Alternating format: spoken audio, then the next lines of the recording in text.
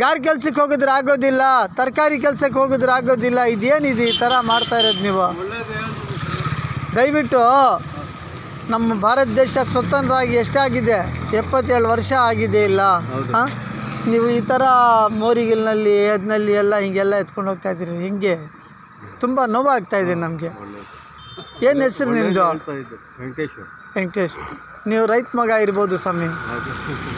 ಹಾಂ ಹಾಂ, ದಯವಿಟ್ಟು ಊಟ ತಿನ್ನಬೇಕು. ಇಲ್ಲ ನೋಡಿ, ಕುಡಿದಿರೋದು ನಿಂತ್ಕೊಳ್ಳೋದಕ್ಕೆ ಆಗೋದಿಲ್ಲ. ಹಾಂ, ಹಿಂಗೆ ಹೋಗಿದ್ರೆ ಹೆಂಗೆ ಯಜಮಾನ್ರೆ? ಒಳ್ಳೇದಕ್ಕೆ ಹೇಳ್ತಾ ರೈತರ ಕೆಲಸ ಮಾಡಿ ಯಜಮಾನ್ರೆ ದಯವಿಟ್ಟು. ಆಯ್ತು. ಹಾಂ, ಈ ಥರ ಮಾಡಬೇಡಿ. ನೋಡಿ ಆ ಅಪ್ಪ ನೋಡಿ, ವಯಸ್ಸು ಎಷ್ಟು ಅವನಿಗೆ? ಒಂದು 20 ವರ್ಷ ಇರ್ಬೋದು ಅವನಿಗೆ. ಅಷ್ಟೇ, 30 ಇಲ್ಲ. ಹಾಂ, ಕಷ್ಟ ಬೀಳೋ ವಯಸ್ಸು. ಕುಡ್ಬಿಟ್ಟು ನಿಂತ್ಕೊಳ್ಳೋದಕ್ಕೆ ಆಗೋದಿಲ್ಲ. ಹಿಂಗೆ ಹೋಗಿದ್ರೆ ಹೆಂಗೆ ಯಜಮಾನ್ರೆ? ಕುಡಿಬೇಕು ಚೆನ್ನಾಗಿ ಇವಾಗ. ಹೌದಣ್ಣ, 2 ಕೈ ಮುಗ್ದು ಕೇಳ್ಕೊತೀನಿ, ಬೇಡ ಯಜಮಾನ್ರಿ ಈ ಕೆಲಸ. ಹಾಂ, ಬೇಡ. ನನಗೆ ನಮಸ್ಕಾರ ಅಲ್ಲ, ದೇವ್ರಿಗೆ ನಮಸ್ಕಾರ ಮಾಡಿ. ದೇವರು ಬಂದು ಹೇಳೋಲ್ಲ. ಹಾಂ, ನೀವೇ ದೇವರು ಅಂತ ನಾನು ತಿಳ್ಕೊಂಡಿದ್ದೀನಿ.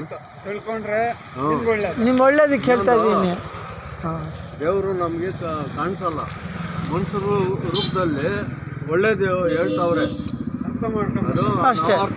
ಏನು ಯಜಮಾನ್ರೆ, ಈ ಥರ ನೋಡಿ ಮೋರಿಗಿಲ್ನಲ್ಲಿ ಹಿಂಗೆಲ್ಲ ಎತ್ಕೊಂಡು ಇದು ಮಾಡ್ತಾ ಇದ್ರಿ, ಏನಾಗ್ತದೆ ಹೇಳಿ? ಕರೆಕ್ಟ್. ತುಂಬ ನೋವಾಗ್ತದೆ. ಹೋಗಿ. ಸರಿ, ನೀವು ಹೇಳಿದ್ಕೆ ನಾನಿಲ್ಲ, ನಾನು ನಿಮ್ಗೆ ಒಳ್ಳೇದಕ್ಕೆ ಹೇಳ್ತಾ ಇದ್ದೀನಿ. ದೇವ್ರೇ ಮಾತಾಡ್ತಾವನೆ. ದೇವ್ರು ಮಾತಾಡೋಲ್ಲ, ಅವರೇ ಭಗವಂತ ಅವನೇ ಮನುಷ್ಯನ ರೂಪದಲ್ಲೇ ಬರ್ತಾನೆ. ಮನುಷ್ಯನ ರೂಪದಲ್ಲೇ ಹೇಳಿಸ್ತಾವ್ರೆ. ಕರೆಕ್ಟ್, ನೀವು ಹೇಳಿದ್ರಿ. ಸಂತೋಷ ಆಯ್ತು. ಸಂತೋಷ. ನಮಸ್ಕಾರ. ನಡಿ. ಸರಿ ಸರಿ.